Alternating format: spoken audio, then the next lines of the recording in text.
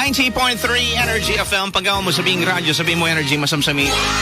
Oras natin ngayon, we've got 29 minutes past the hour, 9 o'clock on a TGI Monday. It's a beautiful Monday morning, September 14, 2020.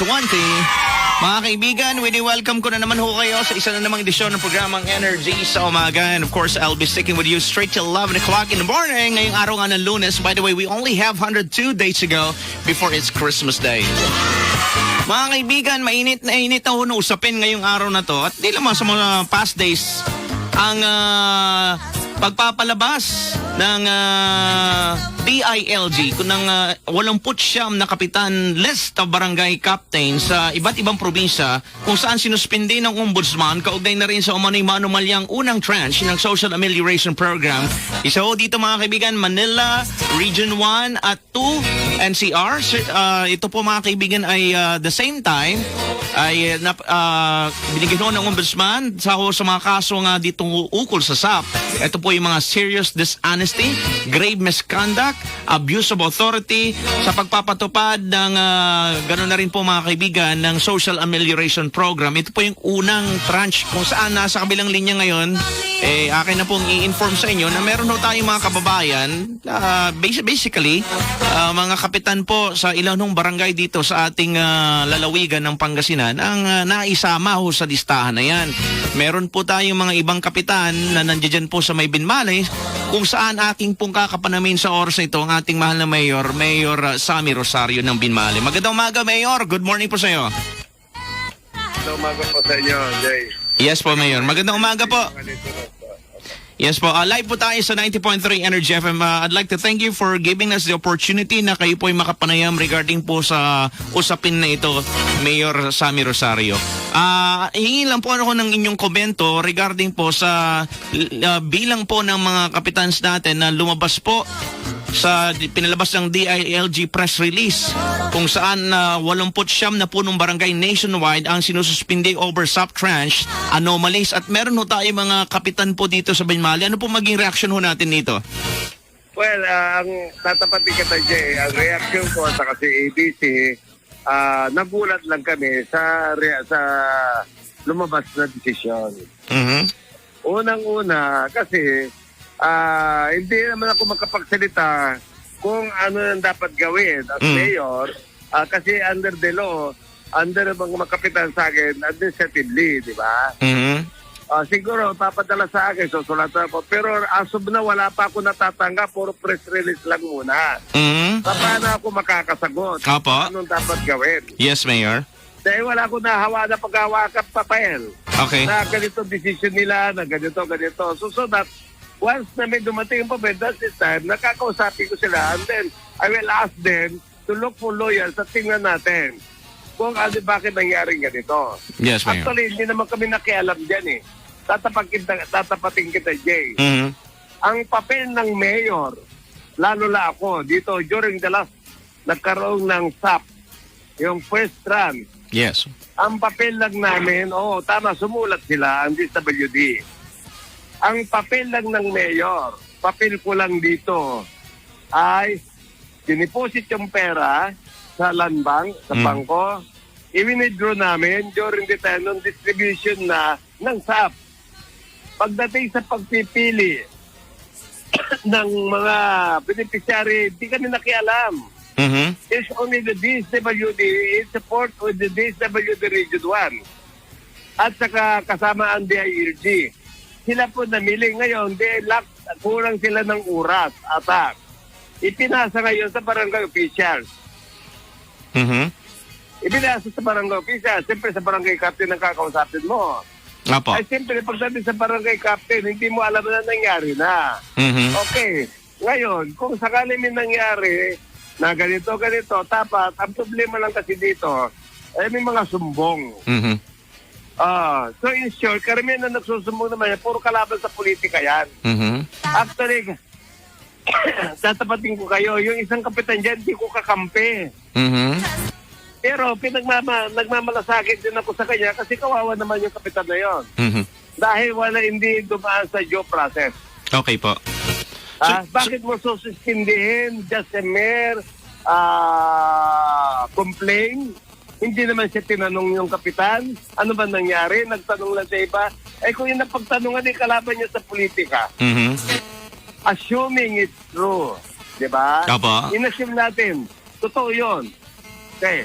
Kung sasabi totoo yun, yun ang dapat gawin na parusahan. Mhm. Pero kailangan dumaan ng Proseso. due process. So, walang due process sa kanila eh. Hindi sila tinanong, o bakit mo ginawa ito, bakit tapos magdedesisyon kagad ang ombudsman or the ILG o DSWD ng ganyan. That is a drastic move against them.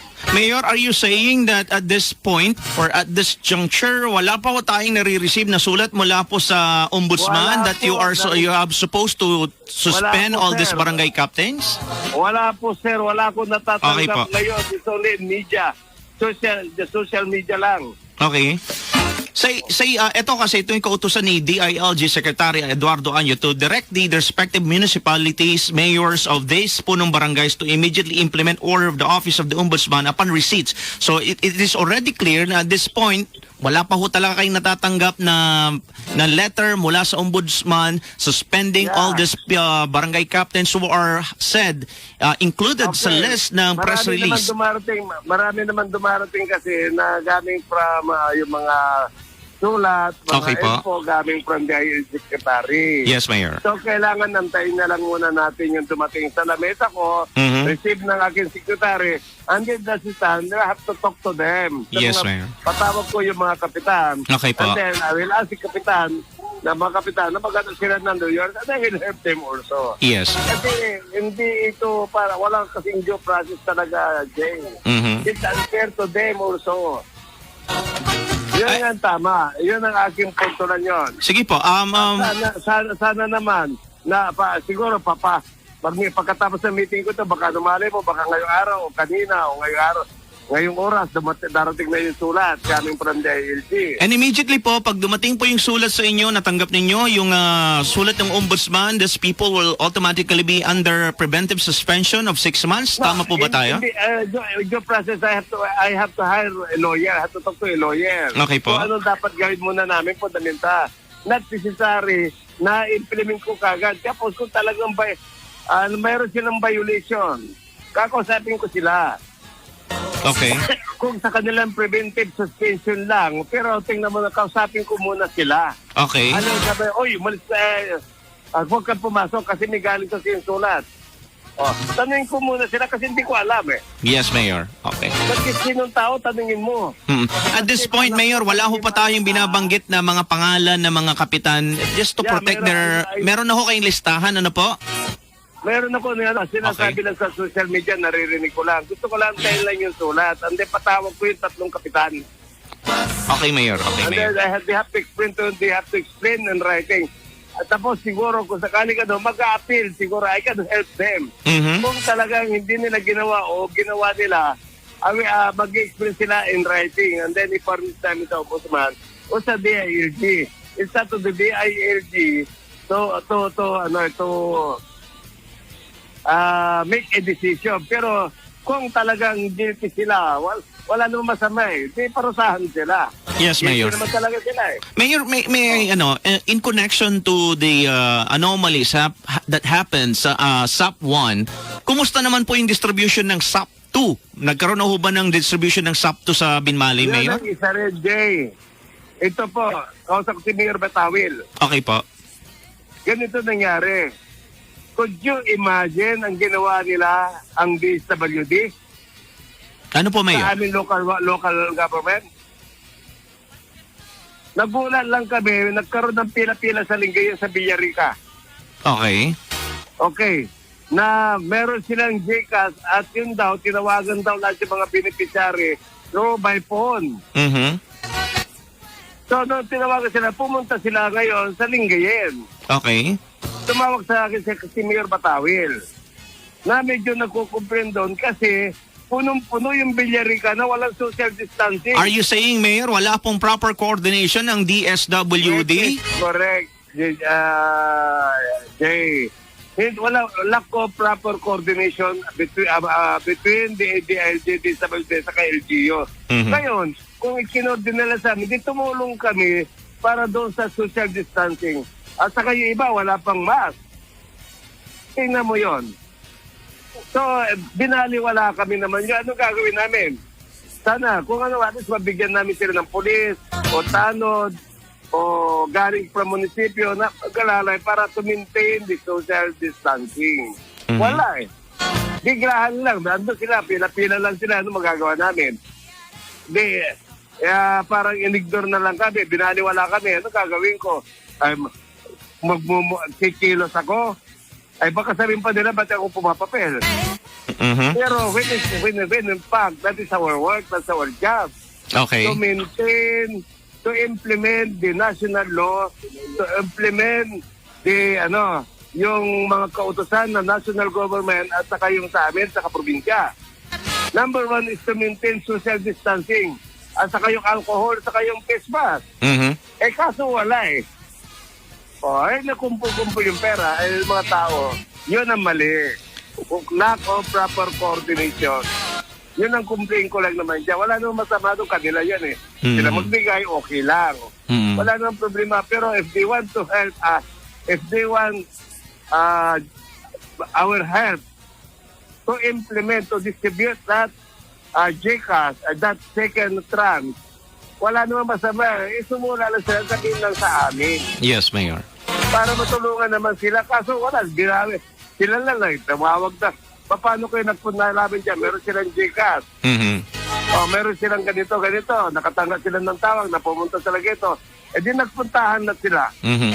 Well, ask the DSWD Region 1 regarding this matter, Mayor Sammy Rosario, para ho magkaroon ng konting kalinawan regarding this matter. Okay na po. Again, just in case po, dumating po, let's go back to our topic, Mayor Sam, regarding the probable suspension po, na preventive suspension rather, of the list of barangay officials who are said to be included with the Tranche 1 SAP anomalies. As such, pag dumating po, ang gagawin po natin, Mayor, is that syempre kakausapin niyo muna, as you mentioned a while ago, and then wala pa munang preventive suspension na gagawin kahit po sinasabi doon sa sulat na kailangan suspendin para ho sa preventive suspension. Sabi ko muna sila bago ganito, and then I will ask the lawyer also Okay ba? na magkaroon kami na mag-appeal. Yes, Mayor. Kung talaga hindi nila ginawa. Yes, Mayor. Ngayon, kung talagang after the appeal at nag-approve sila nag-guilty, so, yun. Mayor, do you think it's very unusual? It's very unusual and odd na biglang sasabihin kaagad ng ombudsman na magpapadala ng listahan, papaalam sa social media or even sa press na meron na kaagad list that without tinatawag nating due process? Well, it's correct. Just a mere the social media, narinig naman sa GM7. Pero wala naman ako natatanggap. Ano gagawin ko? Ano implement ko dyan? Yes, Mayor. Diba? Anyways, that clarifies, Mayor, and we're so thankful na syempre kahit papaano, we also believe in due process. Tama ho naman ho kayo sa inyong... Due process lang kailangan dito. Wala akong pinapanigan dito whether they are guilty or no. What I want is a due process. Yes. Lahat ng tao, kailangan ng tao due process. We are not under a military role. Yes. So we're saying that they still remain not guilty until they're innocent until proven guilty. Okay. Yes, correct. Ayun, sasabihin nila, just mere implementation, just a mere suspension for the meantime, habang sinususpende. At teka muna, Bible says, assuming na hindi sila guilty. Nasuspende sila, nakakaya, kita mo kahiya ng abutin nila sa tao. Diba? We're hoping, Mayor, na talagang kahiya-hiya po talaga ito. It's talagang shame, no? Correct. Shameful to your barangay. Mga kalaban nila, magnanakaw sila. Yes. Tama po kayo doon. It's shameful to your barangay, especially sa Binmali. Nagkaroon po ng mga ganitong listahan. But again, they are still innocent until proven guilty. That's correct. Aminin ko sa iyo, yung dalawang kapitan, yung isang kapitan di ko kakampi. Okay po. Yung dalawang kakampi ko. Pero isang terto din na hindi walang parang ang tawag dito, what we call this, parang hindi walang due process ang nangyari sa kanila. So, just a mere complaint, gumawa na sila ng desisyon. Yun lang po. Okay. Maraming salamat po. Kumusta po ang status po ng COVID-19 sa lugar natin po? Meron pa ho ba tayo? Medyo dumadami, kaya yun ang prevention namin naman dahil during the first 2 months na lockdown, wala kaming positive. Mhm. Pero it's only now, may mga nagpa-positive. Siyempre, halo-halo ng tao. Mhm. So yun na. After this, pagkatapos ito, magmi-meeting kami kung anong dapat gagawin namin, lalo yung sa malapit ng araw ng patay. Yes po, yes Kung po. ano dapat gawin namin. Apo. Ano ho ba pala? Especially, pag napusapan na rin natin ang araw ng patay, ano pong plano ninyo po this coming All Saints Day and All Souls Day? Ano po ang initial planning niyo po? Pag-uusapan namin dito, siguro may initial plan is to close the cemetery. Yes po. Isasara ko muna. That is probably on October 30 hanggang November 2? 2 days before, Okay. during mga 5 days siguro. Okay, Mayor. Thank you very much for clarification, Mayor, regarding this matter. And sana po maayos natin ito, no? At any parting words sa mga tagapakinig po? Thank you, Jay. Thank you. Okay, maraming salamat, Mayor. There you have it, ladies and gentlemen. Voice of Honorable Mayor Sammy Rosario. Ang aksyon agad, ng Binmali, Pangasinan. In the meantime, we got 45 minutes past the hour of 9 o'clock. Ito pa rin ho ang inyong lingkod, Jay Uriles. Talaga naman po mga kaisama, mas masarap kasama kaysa sa inyong mga asawa. Straight till 11 o'clock. Since we only have 102 days to go before Christmas Day, allow me to replay a Christmas song. Video Key Hit. Video Key Hit. Lipanga with Kuya Jet. Free coffee.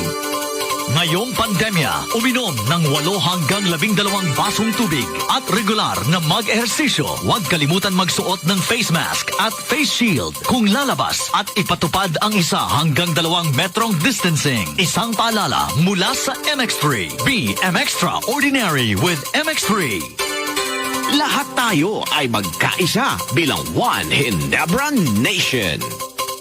Labanan ang virus by boosting your immune system with Enervon C tablet. More immunity, mas protektado. New Surf with Active Clean. Better puti at bango versus previous formulation. 550 lang.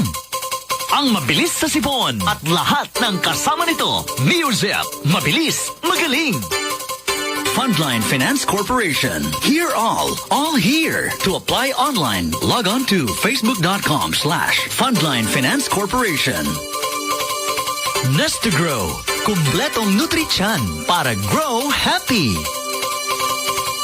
At sa ating tartariwang balita, kinumpirma ng Department of Health na nadagdagan pa ang bilang ng mga health workers na dinapuan ng COVID-19 sa loob ng daang linggo. Batay sa ulat, pumalo sa 8,494 ang bilang ng mga frontliners na may coronavirus disease matapos itong madagdagan ng 1,114 noong September 12. Aabot naman sa 7,710 ang total recoveries ng mga health workers, ngunit umakyat naman sa 56 ang kabuuan ng bilang ng mga frontliners na nasawi. Makaraang madagdagan pa ito ng 16 pa. 728 medical workers naman ang active cases at nagpapagaling o di kaya naman ay naka-quarantine. At ayon pa sa daily COVID-19 report ng Health Department, karamihan sa mga COVID-19 cases na ito ay naitala sa mga nurse na merong 2,935 infections. Doctors na merong 1,613. 656 naman ang nursing assistants at 383 ang technologists at 192 midwives. Kasama rin sa naturang coronavirus tally ay halos 500 non-medical personnel tulad ng utility workers, security guards at administrative staff. Samantala sa iba pang balita, good news mga motorista. Nagpatupad ng bawas presyo sa kanilang produkto ang mga kumpanya ng langis. Sinimula ng Uni Oil noong September 13, araw ng linggo, ang piso bawas kada litro ng gasolina at 150 kada litro naman ng diesel. Habang sisimula kaninang alas 8:01, ngayong September 14 ay i-anunsyo ng Clean Fuel ang bawas na 1 peso kada litro ng gasolina at 150 naman kada litro ng diesel. Wala pang paggalaw sa presyo ng mga kerosene. At yan po ating tartariwang balita sa oras na ito mula pa rin sa Buluwagang Pambalitaan ng 98.3 Energy FM Dagupan Masamsami. Magandang umaga po. Ito po si Christian E.K. Cup. Nagbabalita. Balitang Tartariwa. Tartariwan Balita. Tartariwan Balita, Manlalapod 90.3 Energy FM.